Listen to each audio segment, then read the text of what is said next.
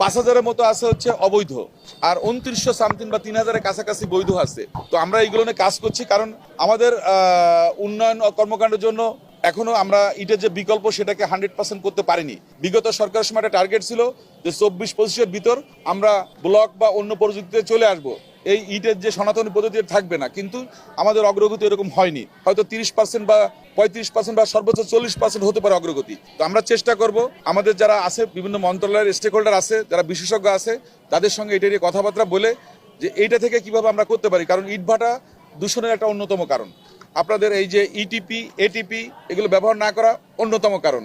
আবার পাশাপাশি আমাদের যে গাড়ির যে ধোঁয়া সেগুলো আছে। তো আমরা মন্ত্রণালয়ের দায়িত্ব নেওয়ার পরে আমাদের মাননীয় মন্ত্রী এবং আমি, আমাদের যারা আছে সবাইকে নিয়ে আমরা চেষ্টা করছি যে উৎসগুলো আগে আমরা ঠিক করব, তারপরে সরকারের যে কমিটমেন্ট সেই অনুযায়ী আমরা আগাবো ইনশাল্লাহ। তো সুতরাং আশা করতে পারেন যে আগামী বছরের ভিতরে আমরা কিছুটা হলেও এটাকে একটা স্বস্তির জায়গা নিয়ে